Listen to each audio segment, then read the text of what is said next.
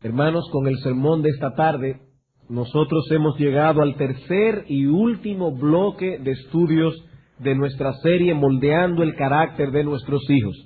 Si nuestros cálculos no nos fallan, eso quiere decir que probablemente en unas 7 tardes más nosotros vamos a concluir esta serie, que ha sido, creo, una de las más largas que se ha predicado en la iglesia durante estos últimos años. Serie que comenzamos, creo que en abril del año pasado.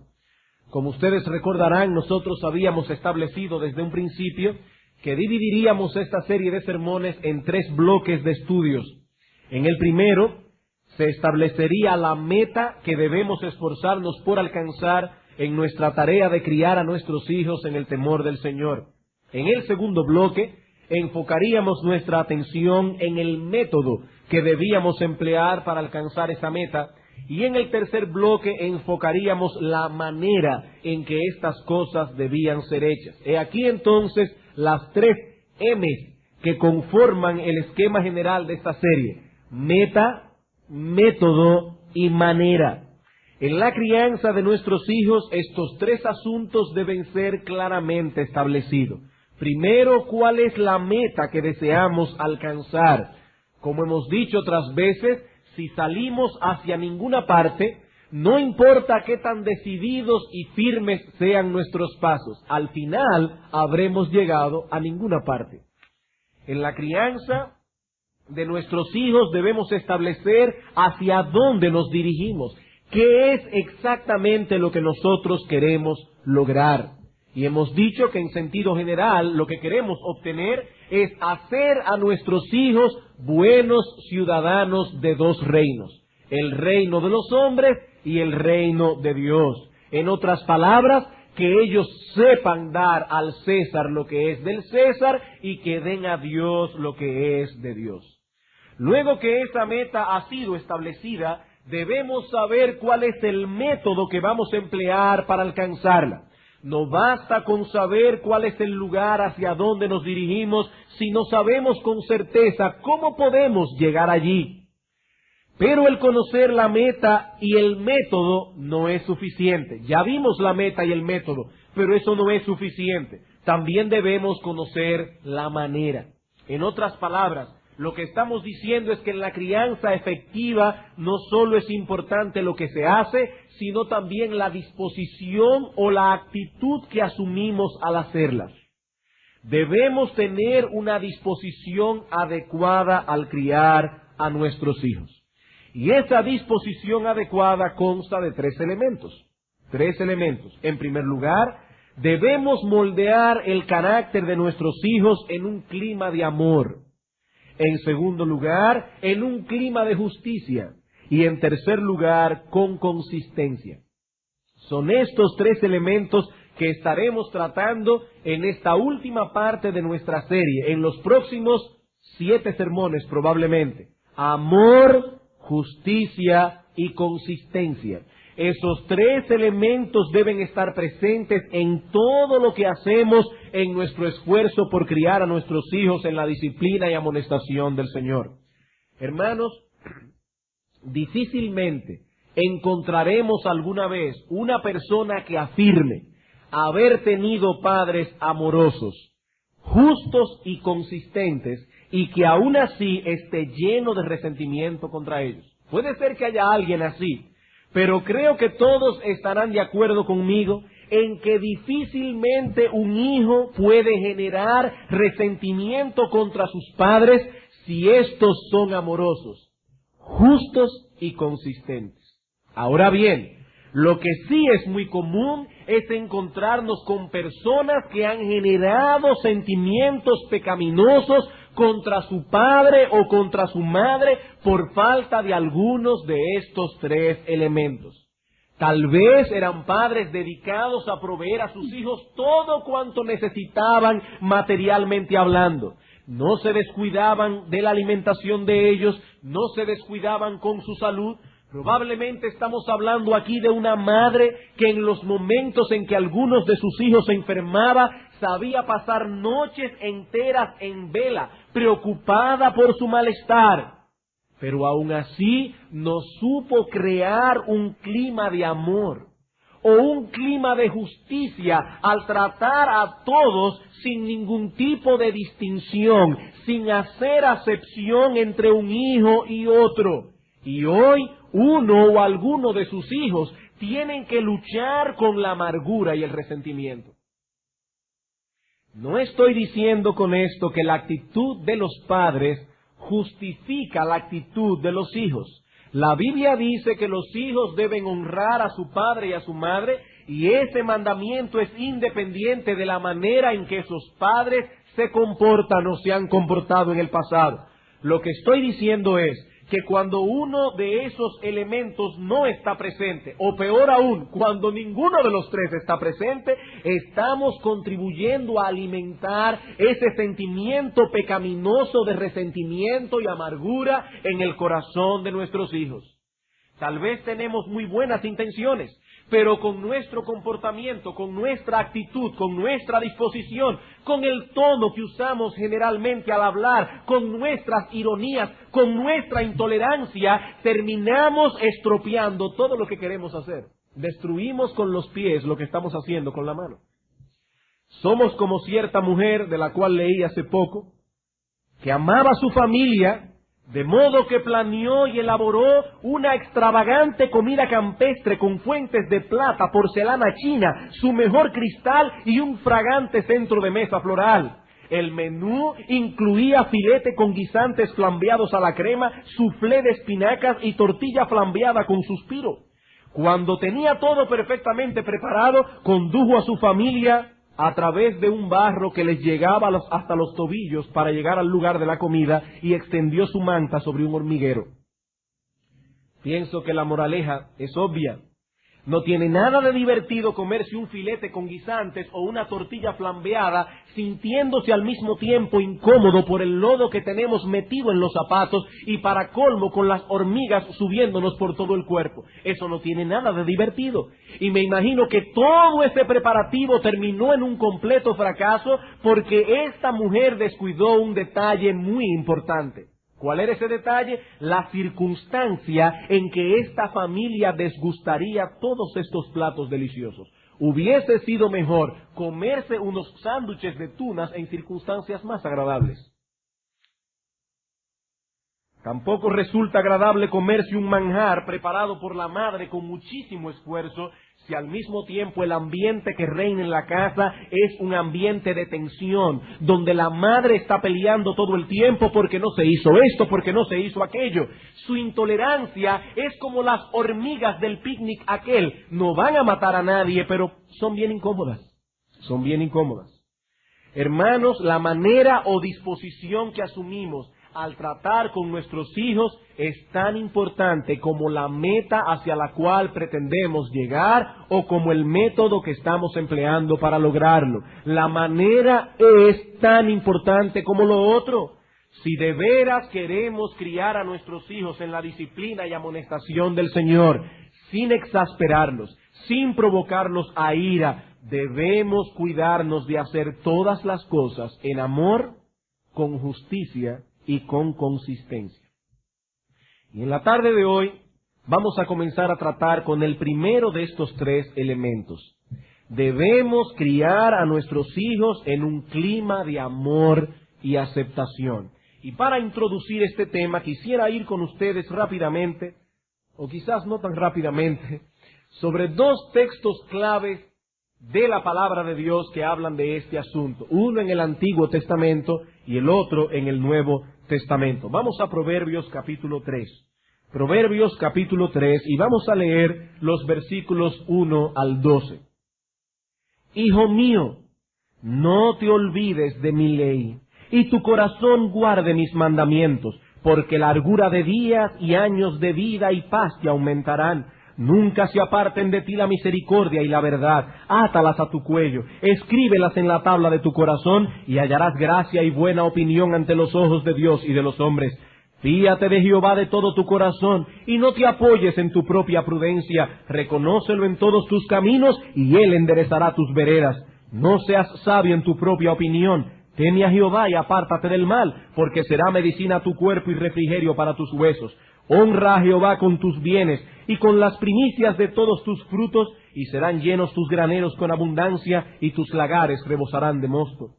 No menosprecies, hijo mío, el castigo de Jehová, ni te fatigues de su corrección, porque Jehová al que ama castiga, como el padre al hijo a quien quiere. Los que tienen la versión de las Américas notarán allí que dice, como el padre al hijo en quien se deleita, y esa es la traducción más literal que podemos dar de esa expresión hebrea.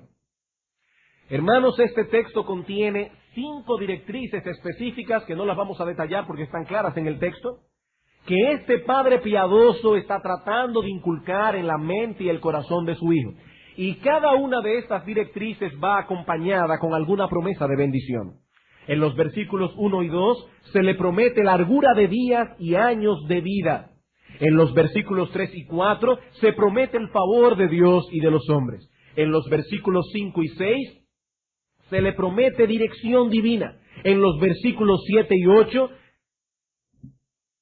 se dice que el temor del Señor será una medicina para su cuerpo y un refrigerio para sus huesos. Y en los versículos 9 y 10 se le promete a este hijo que sus asuntos prosperarán si es generoso y diligente en honrar a Dios con sus bienes. ¿En qué contexto vendrían todas esas bendiciones? En el contexto del camino de la obediencia, del camino de la piedad y de la generosidad. Y lo que este padre está tratando de enseñar a su hijo es que el camino de la obediencia, el camino de la piedad, del temor a Dios es un camino de bendición. Es un camino de bendición.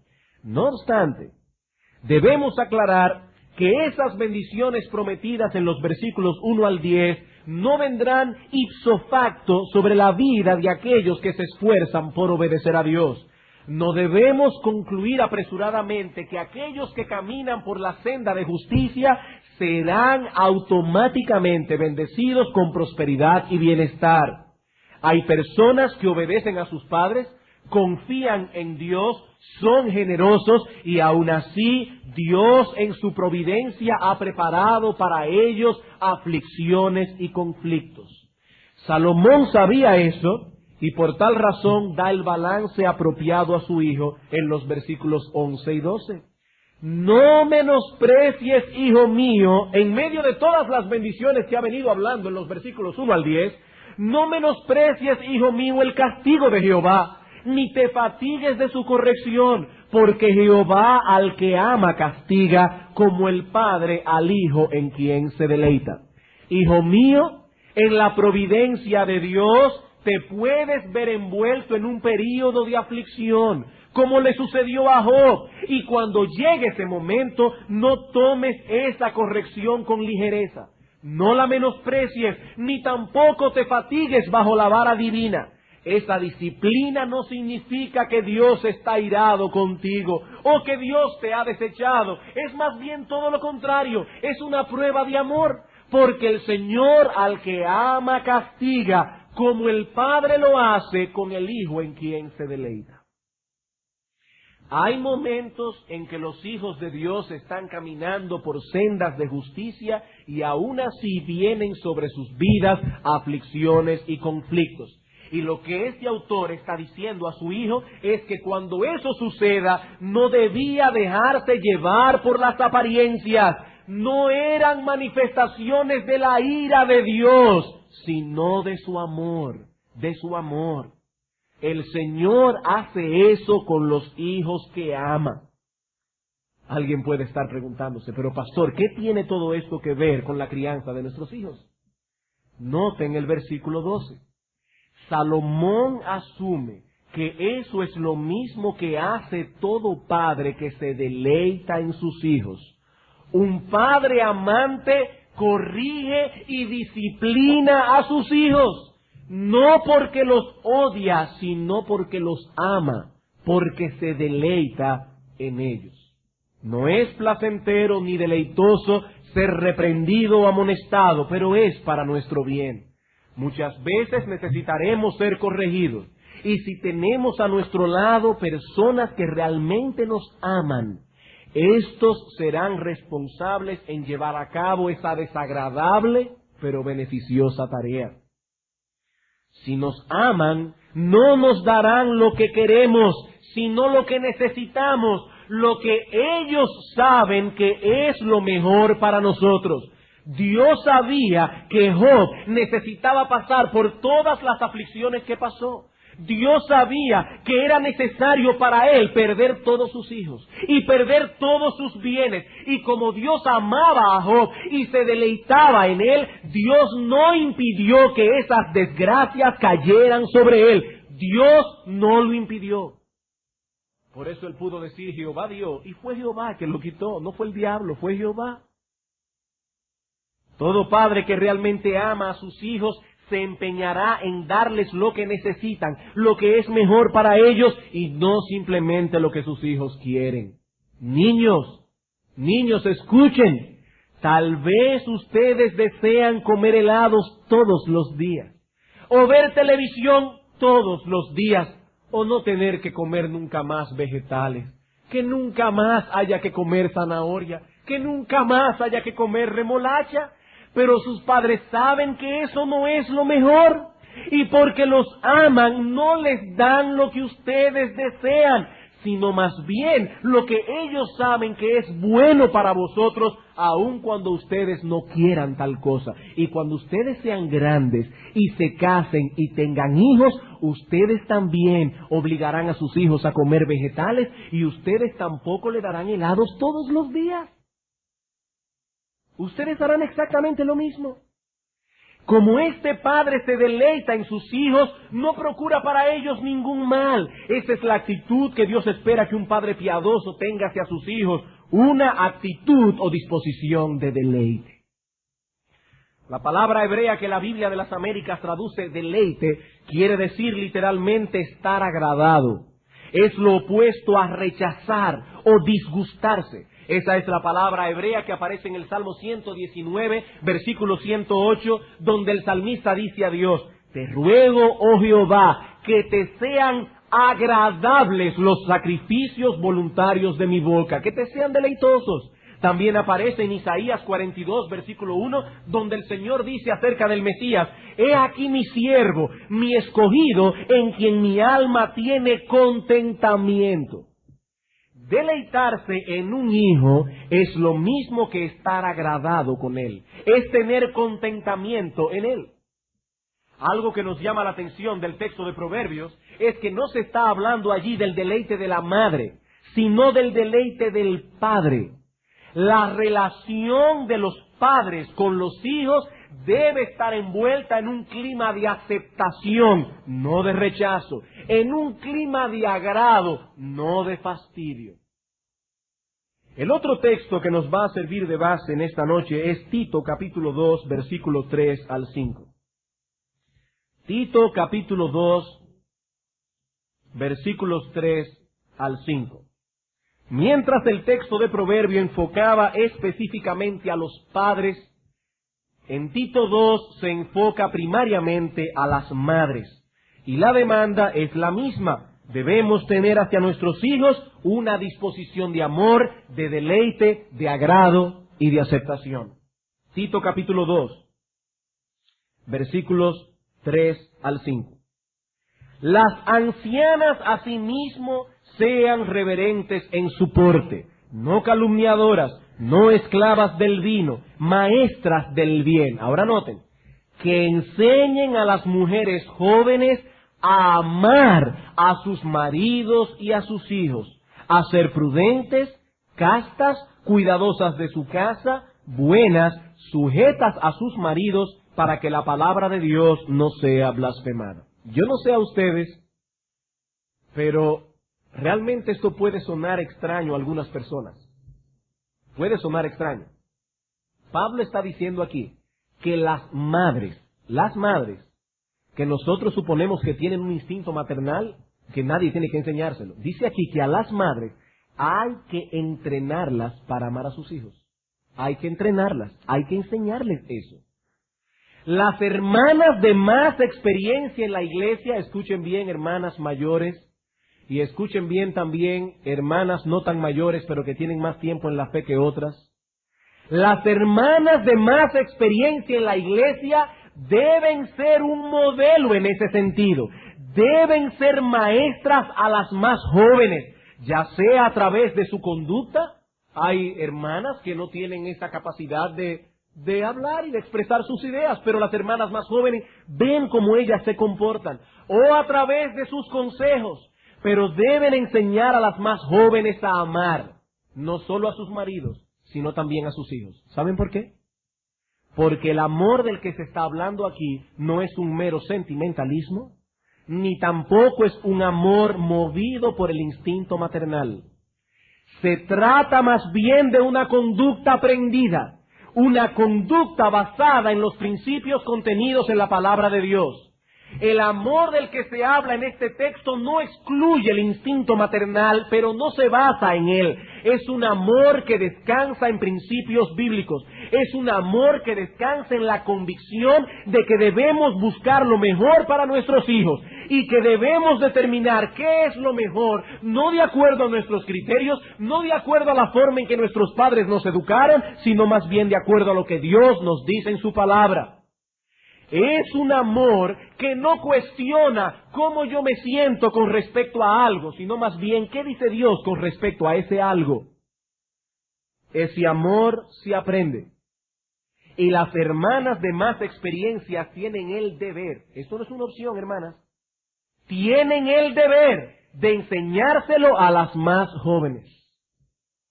En Romanos capítulo 13, versículo 10 se define este tipo de amor. Allí dice el apóstol Pablo que el amor no hace mal al prójimo, sino que el cumplimiento de la ley es el amor.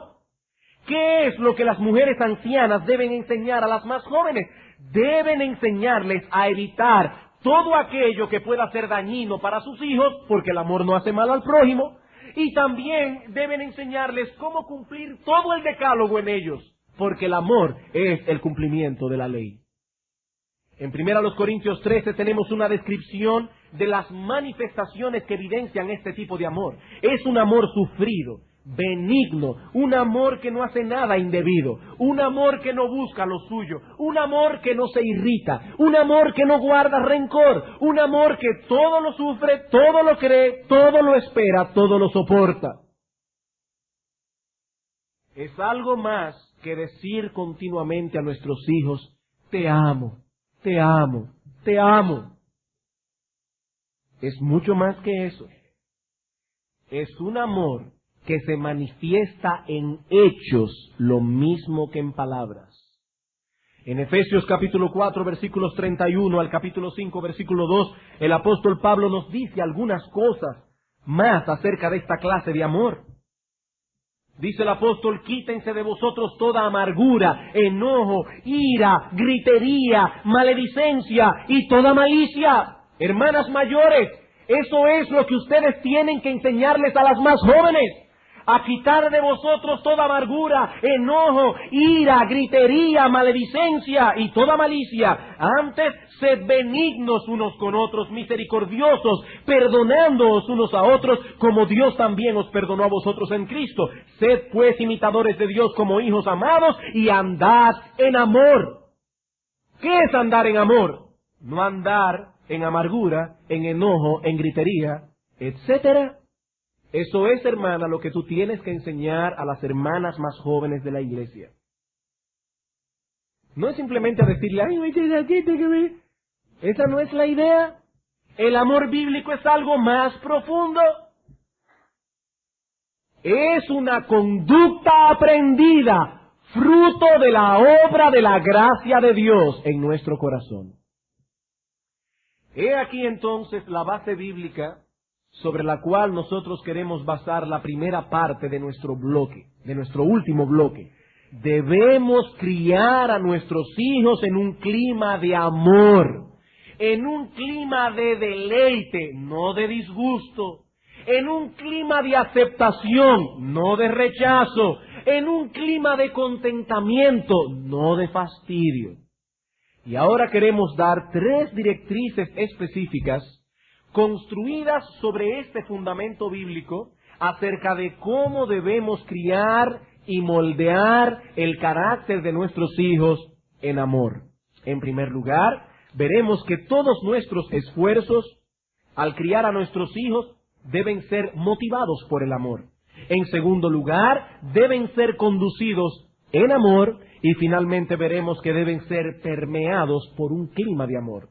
He aquí las tres cosas, las tres directrices prácticas que veremos esta noche. En primer lugar, la motivación debe ser siempre el amor en todo lo que hacemos. En segundo lugar, debe ser conducido en amor. Y finalmente, permeado por un clima de amor. Veamos entonces, en primer lugar, todos nuestros esfuerzos deben ser motivados por el amor. Proverbios capítulo 13, versículo 24. Proverbios capítulo 13, versículo 24. ¿Qué es lo que debe mover a los padres a hacer cualquier cosa con sus hijos? El amor, no ninguna otra cosa. El amor. Proverbios capítulo 13, versículo 24.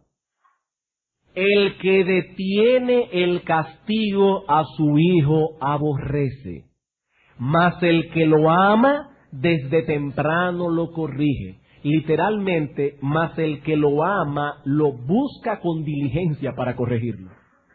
Lo busca con diligencia para corregirlo.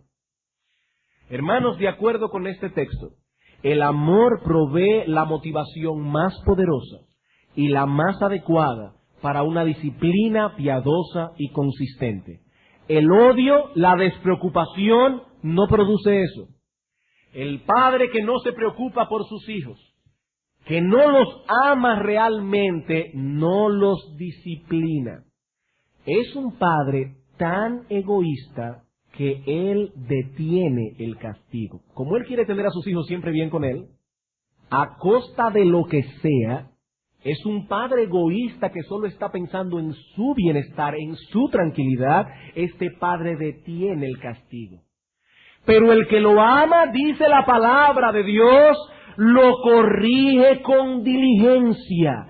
El amor mantiene a los padres alertas, los lleva a poner atención a sus hijos y a proveerles todo lo que necesitan. Es exactamente lo opuesto a querer desde que llegan las vacaciones inscribirlos en cuanto campamento haya, con tal de quitárnoslo de encima. Yo no estoy diciendo que inscribir a un niño en un campamento es pecaminoso, no. Estoy hablando de esa actitud pecaminosa, egoísta, de querer quitarnos a los hijos de encima. Si usted pone a su hijo en un campamento porque entiende y ha razonado y estudiado que por un corto periodo de tiempo eso puede ser bueno para su alma, entonces hágalo. Pero si su motivación es tener un poco de tranquilidad, usted es un egoísta que está actuando perversamente para con su hijo. Eso es lo que estoy diciendo. Eso es lo que estoy diciendo. Cuando un padre ama a sus hijos y sus hijos necesitan palabras de estímulo y de aliento, eso es lo que recibirán. Cuando necesitan disciplina y corrección, también les será dado. Es de esa manera que actúa el amor. Pero cuando somos movidos por nuestros intereses personales, cuando somos movidos por nuestro egoísmo, es imposible que disciplinemos a nuestros hijos consistente y bíblicamente. Cuando los padres no son movidos por el amor, solo corrigen a sus hijos cuando son molestados por la conducta impropia de ellos. En otras palabras, cuando han perdido la paciencia.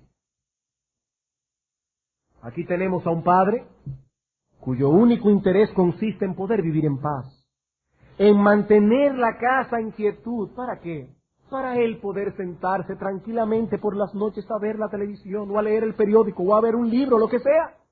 Mientras no lo entorpezcan para hacer lo que le place, no hay ningún problema.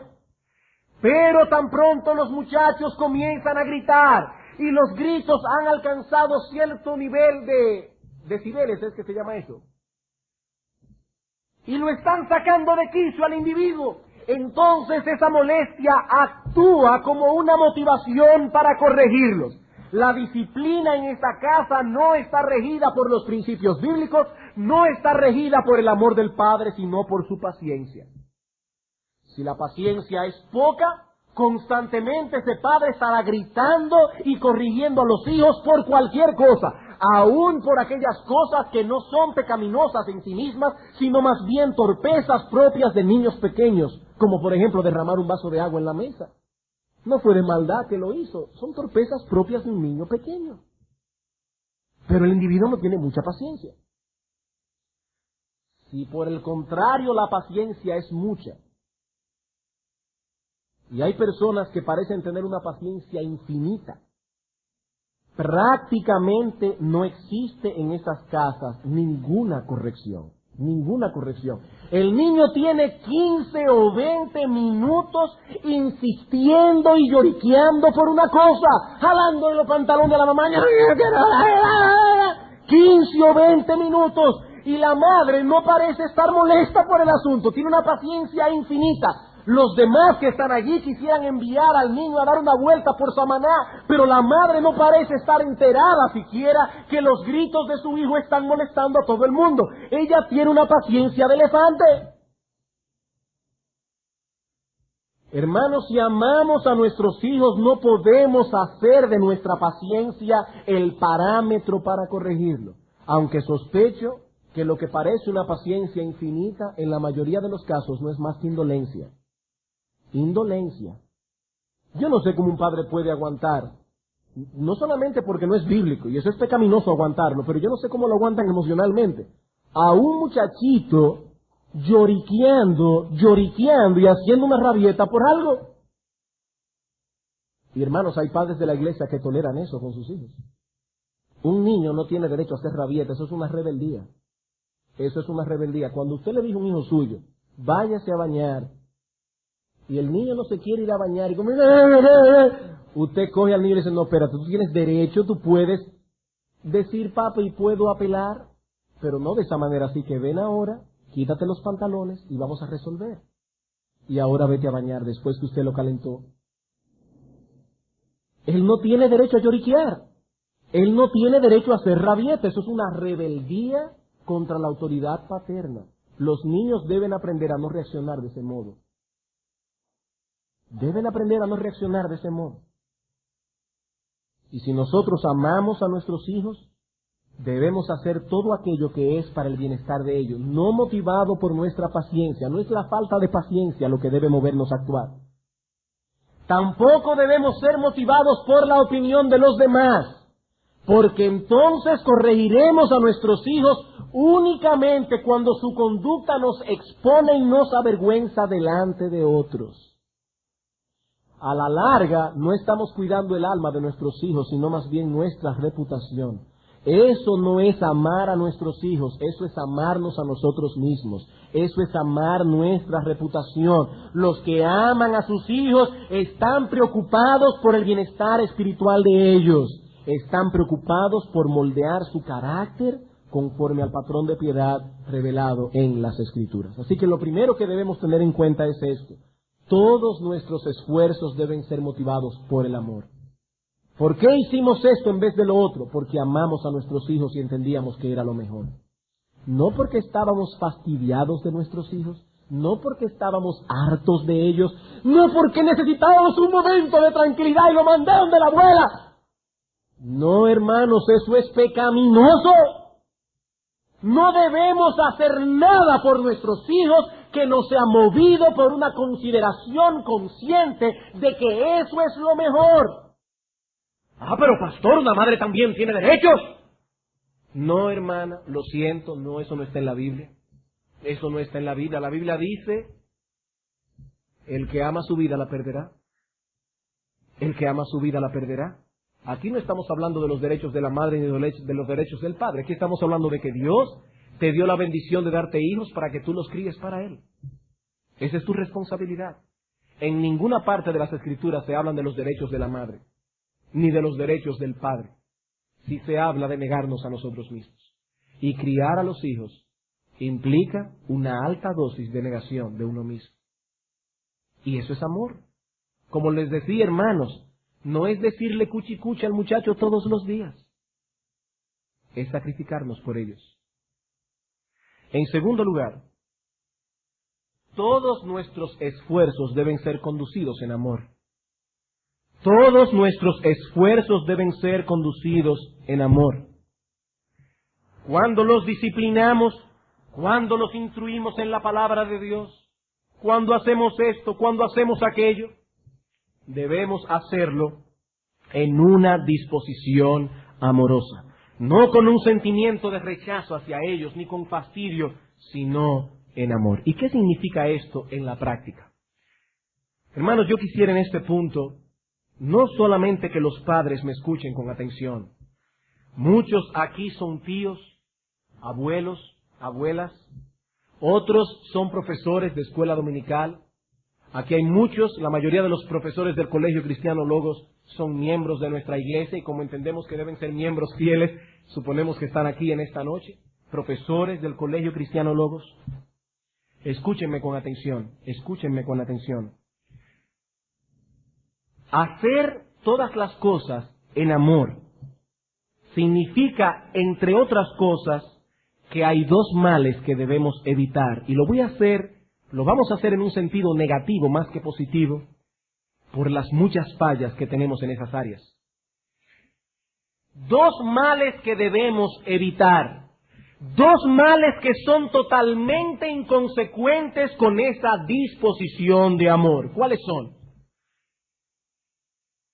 En primer lugar, debemos evitar las expresiones humillantes y sarcásticas al corregir a nuestros hijos.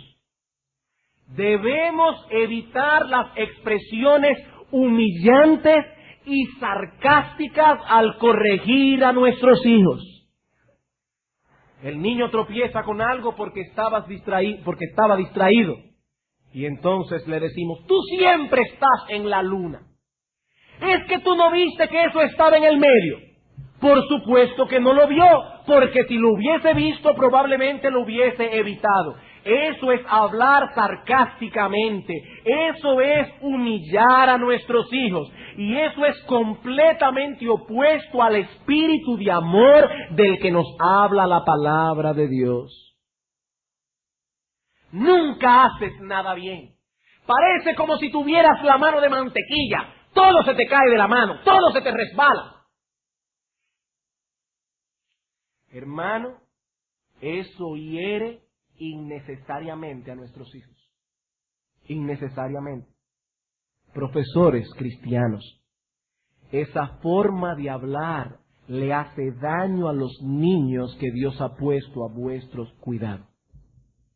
Dime una cosa, ¿te atreverías a hablarle así a alguno de los padres de tus alumnos? ¿Tú te atreverías a decirle a un padre, pero tú siempre llegas tarde? ¿O tú nunca haces las cosas bien? ¿O tú vives en la luna? ¿La hora de entrada es a las 7:45? ¿Te atreverías a decirle eso a algún padre de alguno de tus alumnos? Bueno, si no lo hacemos con los padres, ¿por qué lo hacemos con los niños? ¿O acaso ellos no son seres humanos creados a la imagen de Dios, igual que los padres? ¿O no será que es un abuso de poder porque ellos no se pueden defender? Hermanos, ellos también han sido creados a la imagen de Dios. Y cuando los humillamos de ese modo, innecesariamente estamos pecando contra Dios y estamos cometiendo un abuso de poder. Estamos cometiendo un abuso de poder. Dios nos colocó en esa posición de autoridad, ya sea como padre, como madre, o como profesor de escuela dominical, o como profesor del CCL, para procurar el bienestar de aquellos que están bajo nuestro cuidado. Y lo mismo ocurre cuando humillamos innecesariamente a nuestros hijos corrigiéndolos delante de los demás. Hay ocasiones en que eso es inevitable, pero debemos estar completamente seguros de que era inevitable. Por ejemplo, si vamos en el carro, en un viaje larguísimo, y uno de nuestros hijos se pone a neciar y a hacer lo que no debe hacer, probablemente tendrá que ser corregido delante de sus hermanos. En ese caso es inevitable. Él se ganó la corrección delante de todos. Pero si estamos en la casa, lo mejor es llevarlo a un lugar aparte antes que corregirlo en público. Hermanos, no hay ninguna razón para hablarle a nuestros hijos con sarcasmos. No hay ninguna razón para ser irónico con ellos. No hay ninguna razón para humillarlos con nuestras palabras. No hay ninguna razón. Eso hiere profundamente el alma y el corazón de nuestros hijos.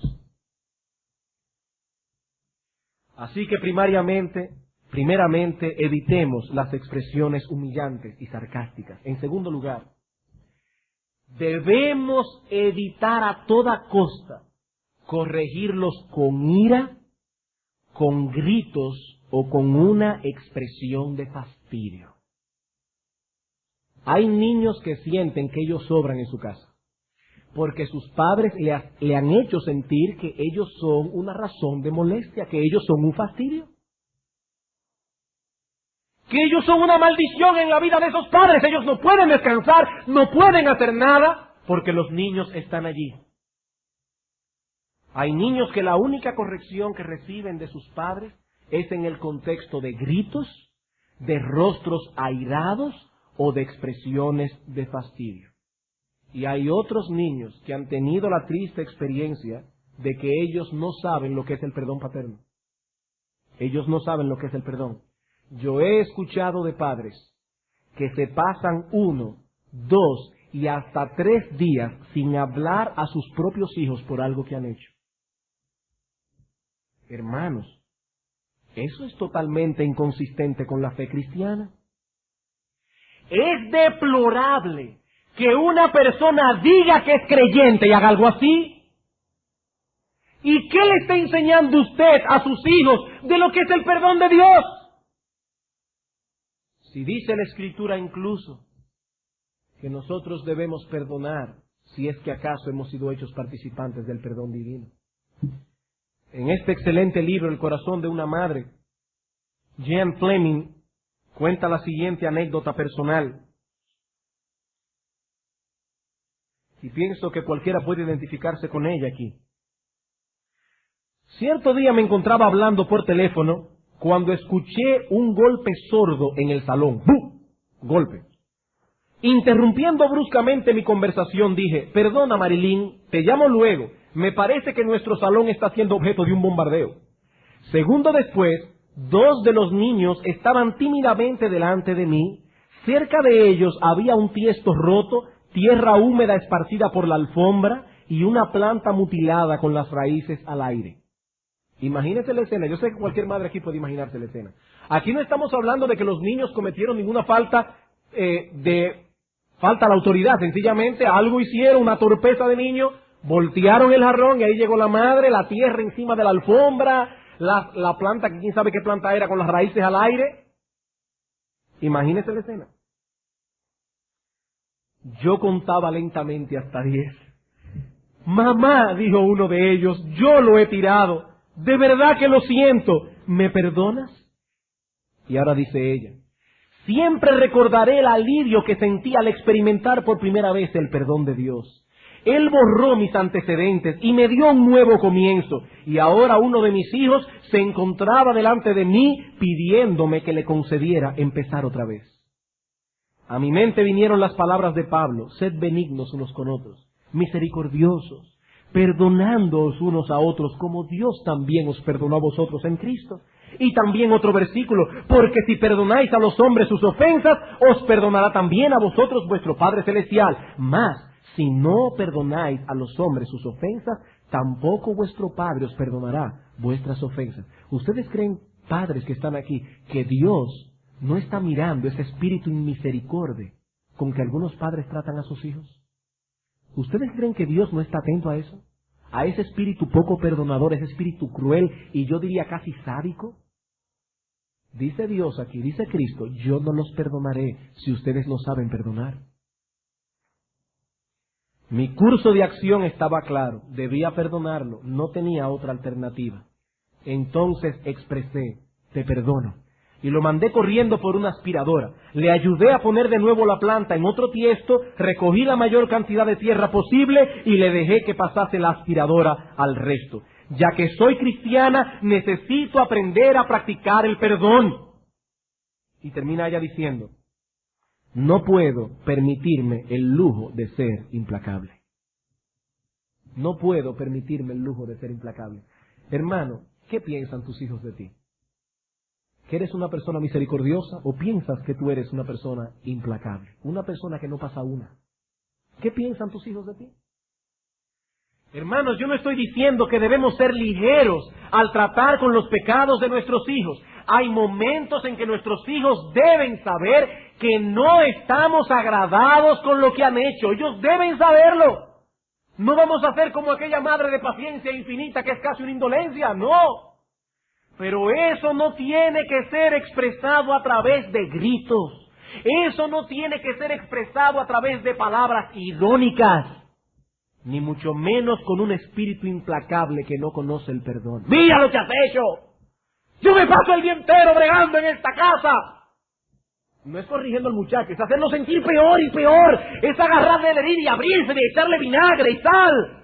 A ver si el muchacho se muere de un infarto por lo que ha hecho.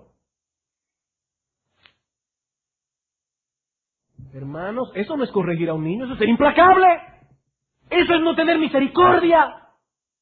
Ay, si Dios nos tratara de esa manera, hace rato que estaríamos friéndonos en el infierno.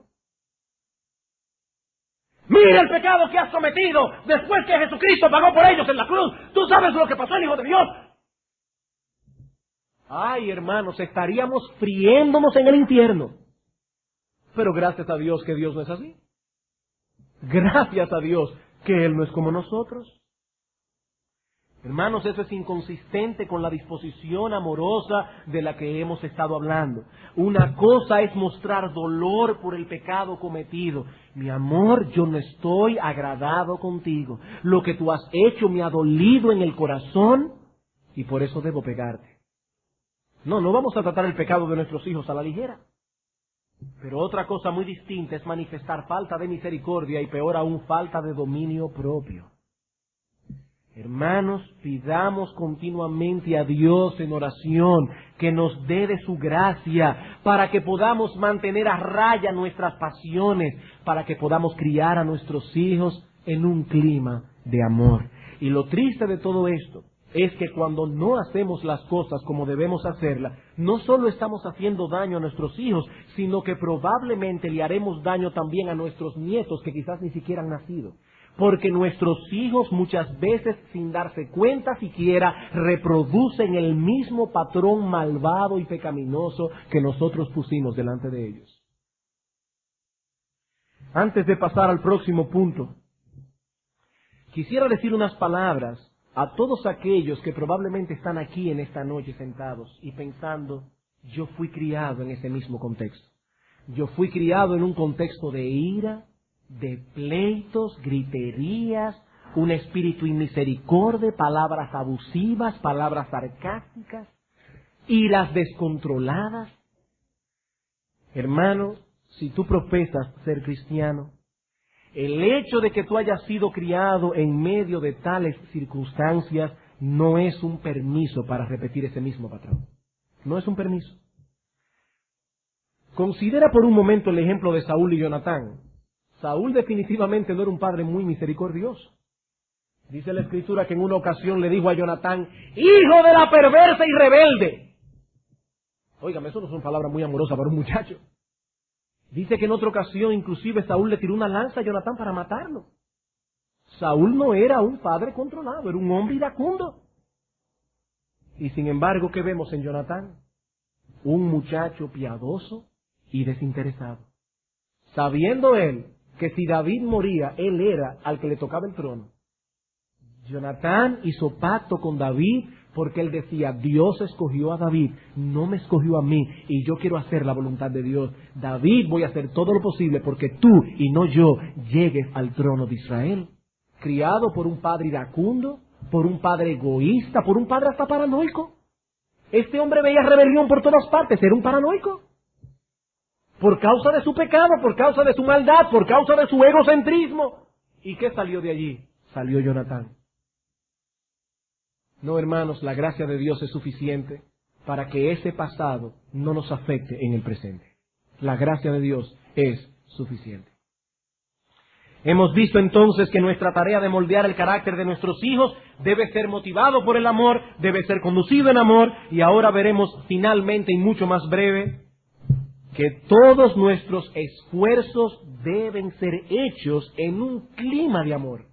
Que todos nuestros esfuerzos deben ser hechos en un clima de amor. Y en este punto ya no estamos hablando del momento cuando debemos disciplinar o corregir a uno de nuestros hijos o cuando estamos dando la instrucción religiosa. No, estamos hablando del clima que debe haber usualmente en el hogar. El clima que debe permear el trato en la casa de los unos con los otros. Lo que queremos señalar es que si queremos mantener una disposición adecuada para criar a nuestros hijos en el temor del Señor, debemos esforzarnos por crear y mantener una atmósfera de amor que pueda palparse en el contexto de nuestra relación familiar, desde que nos levantamos hasta que nos acostamos. Y para eso, 3 cosas son importantes. En primer lugar, para poder mostrar ese amor y crear ese clima de amor, esa atmósfera, debemos preocuparnos por proveer para las necesidades de nuestros hijos. Debemos preocuparnos por proveer, por supuesto, hasta donde nuestra capacidad nos lo permita, para las necesidades de nuestros hijos. En Mateo capítulo 7, versículo 9 al 11, el Señor Jesucristo, hablando de la oración, toma el ejemplo de lo que debe hacer un padre. Dice, ¿qué hombre hay de vosotros que si su hijo le pide pan, le dará una piedra? O si su hijo le pide un pescado, le dará una serpiente. Pues si vosotros, siendo malos, sabéis dar buenas dádivas a vuestros hijos, ¿cuánto más vuestro Padre que está en los cielos dará buenas cosas a los que le pidan? Hermanos, los padres deben estar atentos a las necesidades reales de sus hijos y deben esforzarse por suplírselas en la medida de las posibilidades que Dios le dio. Y no solo para el presente, sino también para el futuro. Hay padres que no piensan en sus hijos en el futuro, y el dinero que tienen ahora lo usan para ellos mismos. Viajar, comprar aquí y allá para ellos mismos. ¿Qué dice la Escritura en 2 Corintios capítulo 12, versículo 14? Que los padres deben atesorar para sus hijos. Hermano, no es pecaminoso ni es falta de fe que usted abra una cuenta bancaria en la medida de sus posibilidades. Y procure dejar a sus hijos sostén económico para cuando usted falte, porque dicen las Escrituras que los padres atesoran para los hijos. Y en 1 Timoteo capítulo 5 versículo 8, que si alguno no provee para los suyos, ha negado la fe y es peor que un incrédulo. Así que cuando nuestras esposas vienen y nos dicen, mi amor, los niños no tienen zapatos. Cada vez que van a la iglesia y cruzan los pies, todos los hermanos ven el hoyo y yo le he dicho, no crucen los pies porque tiene un hueco en el zapato, en la suela de abajo. Y ya lo hemos mandado al doctor zapato muchísimas veces, ya no aguanto un remiendo más, hay que comprar un zapato. Este no es el tipo de padre que dice, estoy hasta aquí todo el tiempo, zapato, ropa, yo no aguanto. No, hermanos, ese padre dice, bueno, vamos a orar y vamos a ver en el presupuesto. Hay padres que dan, pero con un sentimiento de fastidio en el corazón. En otras palabras, cuando sus hijos piden pan, le dan pan, pero con una piedra en el corazón. No es darle pan, pero con el pan en el alma. No hacerle sentir a los hijos que son una carga insoportable. No, hermanos, no. Y nuestros hijos entienden que los amamos cuando nosotros nos esforzamos por proveerles para las necesidades de ellos. En segundo lugar, debemos preocuparnos por dirigirnos a ellos con ternura paternal. Ay, pastor, es que yo soy muy seco, es que yo soy muy seca, a mí no me cargaron cuando yo estaba chiquito. Hermano, hermana, el modelo nuestro es Dios. Y noten la ternura con que Dios trata a su Hijo Jesucristo. Lucas capítulo 3, versículo 22. Y descendió en el momento del bautismo, descendió el Espíritu Santo sobre él en forma corporal como paloma. Y vino una voz del cielo que decía, Tú eres mi Hijo amado, en ti tengo complacencia.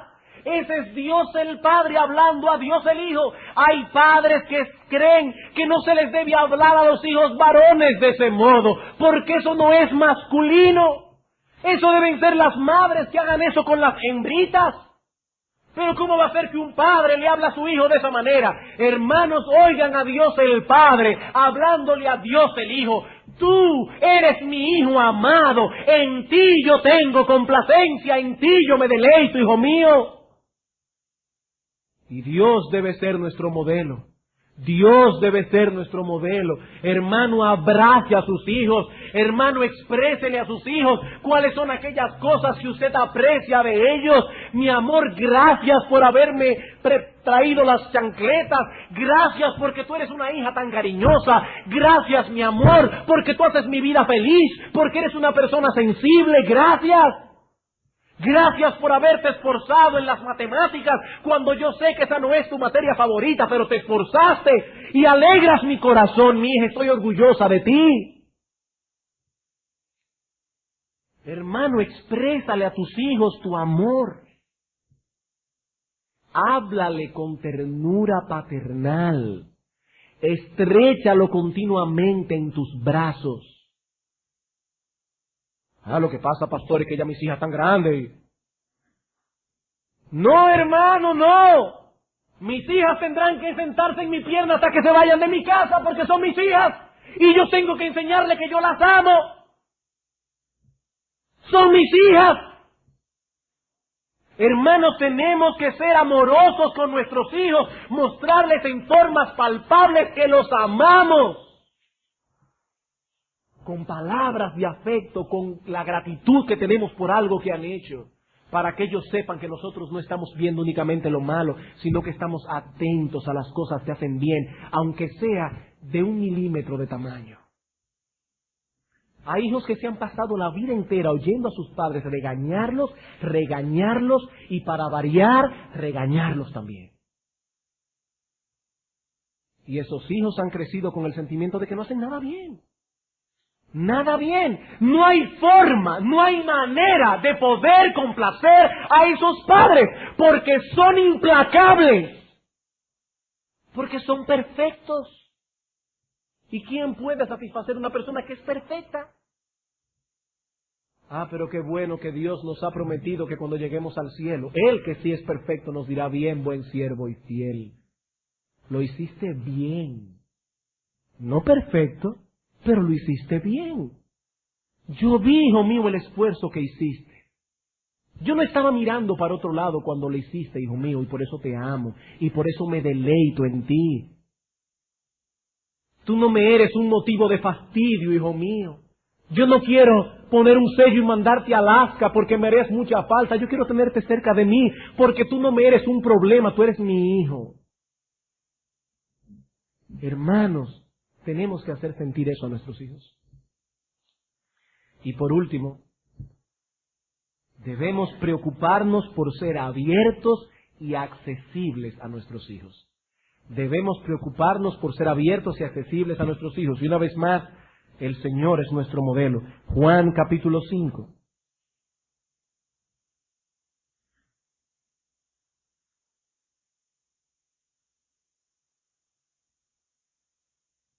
Versículo 19 al 20. Respondió entonces Jesús y les dijo: de cierto os digo, no puede el Hijo hacer nada por sí mismo, sino lo que ve hacer al Padre. Porque todo lo que el Padre hace, también lo hace el Hijo igualmente.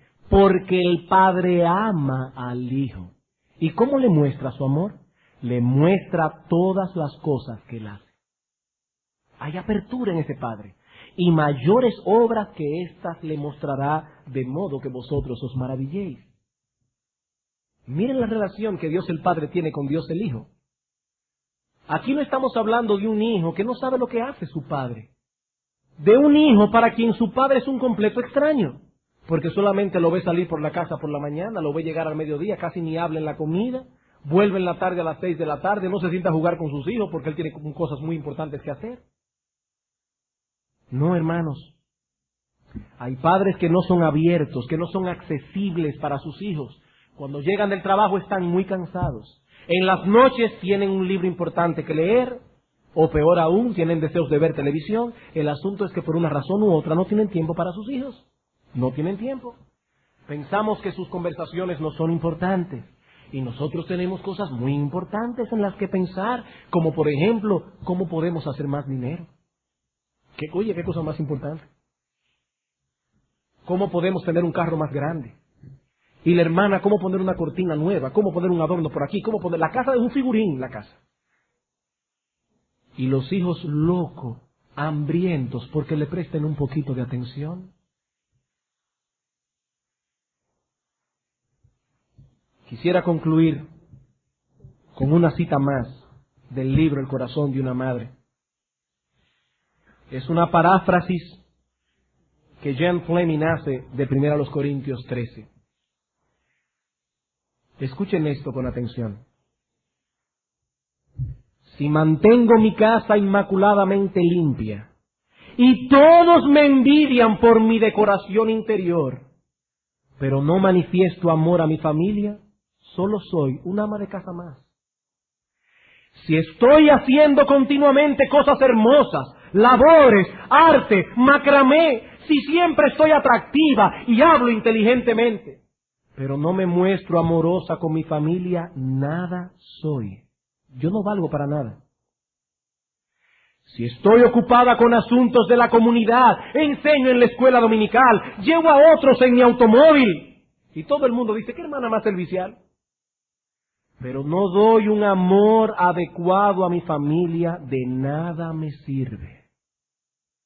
De nada. Cuando lleguemos al cielo nos vamos a sorprender cuando Dios nos diga, eso no te sirvió de nada. Ninguno de los macramés que tú hiciste, ninguna de las decoraciones que hiciste en tu casa, eso no cuenta para nada. No te voy a dar un premio, hija mía, por haber decorado tu jardín. El amor cambia pañales y ata zapatos, y esto vez tras vez. El amor es bondadoso aunque esté cansado y deshecho.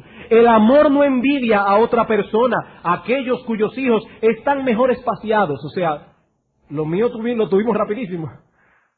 Aquella lo tuvo con 3 años de diferencia. O que están en la escuela y le deja tiempo para que pueda seguir sus propios intereses. El amor no trata de impresionar a otros con sus aptitudes y conocimientos como madre. El amor no grita a los hijos. El amor no se siente defraudado porque no logra hacer lo que quería, coser, leer o sentarse sencillamente a tomar un baño caliente. El amor no se siente defraudado por esas cosas. El amor no pierde la paciencia con facilidad. Hermanos, hay muchas cosas aquí que pensar. Y hay muchas cosas por las cuales también pedir perdón al Señor. Pero cuando oigamos estas cosas y vayamos a nuestras casas meditando en ellas, no caigamos en una depresión, ni caigamos en el desaliento. Digamos, Señor, gracias por haberme mostrado mi pecado. Heme aquí, Señor, he sido irritable, intolerante, implacable con mis hijos. Pero dice las Escrituras que tu gracia es suficiente. Dame tu gracia, Señor, para yo poder ser la madre que tú quieres que yo sea. Para que cuando lleguemos al cielo, Dios también a nosotros pueda decirnos, bien, buen siervo y fiel, como padre lo hiciste bien. No porque tenías tu casa convertida en un museo, no porque tu casa estaba siempre arreglada, no porque tu jardín tenía gladiolos y gardenias, sino porque fuiste amorosa, tierna y considerada con tus hijos. Hermanos, la gracia de Dios es suficiente para hacer de nosotros seres caídos y pecadores, padres y madres así. Vamos a orar.